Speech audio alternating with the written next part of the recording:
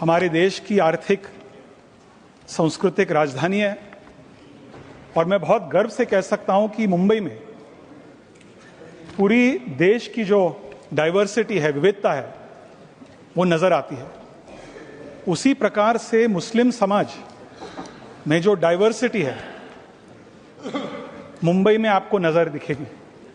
हमारे जो minority affairs मंत्री है, मेरे खास मित्र किरण रिजिजू जी, मुस्लिम समाज के सभी जो सब कम्युनिटीज है उनके साथ बहुत अच्छे उनके संबंध है। शियाज, सुन्नीज, दाऊदी बोहराज, आगा खानीज, जिसको हम इस्माइली शियाज कहते हैं, एंड मेरी इनके साथ बहुत इंटरेक्शन होती है। मैं आज विश्वास के साथ कह सकता हूं कि मुस्लिम समाज और खास करके जो नौजवान मुस्लिम समाज, वो एक ही बात कहते हैं कि हमें तुष्टीकरण नहीं चाहिए, हमें सशक्तिकरण चाहिए। We want empowerment, we don't want appeasement. उन्हें शाहबानों का काला इतिहास नहीं चाहिए, उन्हें एक सुनहरा भविष्य चाहिए। So today, hand on everyone's heart, we keep politics aside. Who will deny? People are talking about secularism, people are talking about minorities, people are talking about women. I was a young man when that happened. Who will deny that one of the greatest assaults on women, on minorities, on secularism was the Shah Bano case?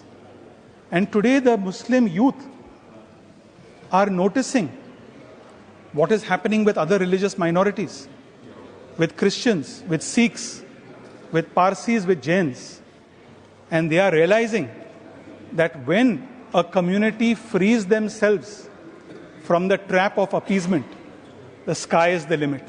Anything is possible, and that's why these other communities are progressing and moving forward. एक fashionable आजकल बन चुका है कि सरकार minorities, religious minorities के खिलाफ है। मेरे पहले ट्रेजरी बेंचेस से ये स्टैटिस्टिक्स को हाईलाइट नहीं किया गया, और इसलिए मैं आपकी अनुमति लेकर 3 महत्वपूर्ण स्टैटिस्टिक्स सदन के सामने रखना चाहता हूं। नंबर 1, 2014 में the overall percentage of religious minorities in central government jobs was 5.3%.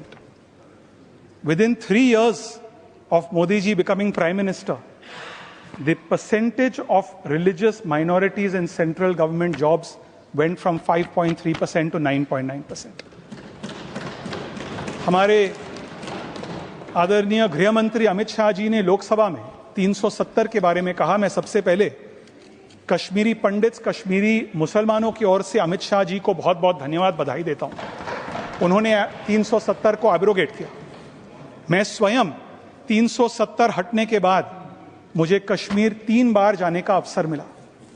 If we look at districts like Baramulla, like Anantnag, the kind of progress that is happening there, and in fact I would say जो एक fear narrative कुछ लोगों ने चलाया कि 370 को यदि हटाया जाएगा तो सबसे ज्यादा नुकसान कश्मीरी मुसलमानों का होगा। आज मैं पूरी विश्वास अपने खुद के डायरेक्ट एक्सपीरियंस से कह सकता हूं कि 370 हटने के बाद सबसे ज्यादा फायदा कश्मीरी मुसलमानों को हुआ। 370 2019-2020 में जब हटाया गया, उस समय कश्मीरी मुसलमानों का जो पर कैपिटा इनकम केवल 1.2 लाख रुपीस थी। केवल 3 वर्षों के अंदर, उस समय कोरोना भी चल रही थी, 2023 तक their per capita income has gone up from 1.2 lakh rupees to 1.7 lakh rupees. Today in Kashmir, there is a tourism boom, there is an infrastructure boom. People from all over the country, the world, are coming there, building infrastructure, investing in tourism, which is creating jobs for the young people.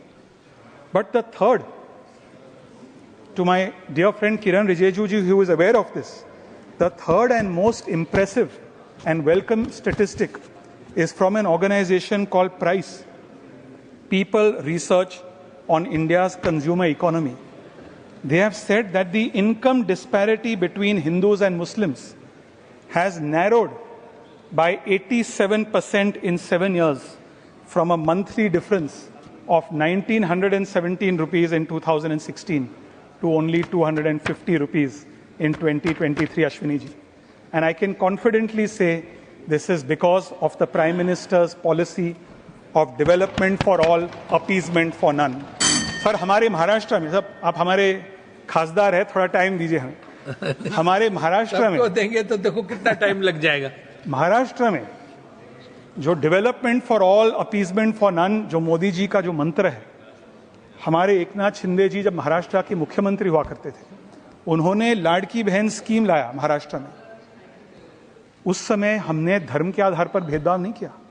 Maharashtra में जो भी जरूरतमंद महिला है उनको हमने पैसे दिया, हमने धर्म के आधार पर भेदभाव नहीं किया। इसलिए मैं कंक्लूजन में बहुत ही कम शब्दों में मेरे मुसलमान भाइयों बहनों से अपील करना चाहता हूं कि वे रूमर्स, फेक नैरेटिव्स पर ध्यान न दें। बिल का एवैल्यूएशन उसके मेरिट्स के आधार पर करें और आश्वस्त रहे कि सरकार की इरादा ऐसे सुधारों को बढ़ावा देना है जो लंबे समय तक, लॉन्ग टर्म तक समुदाय के लिए फायदेमंद हो।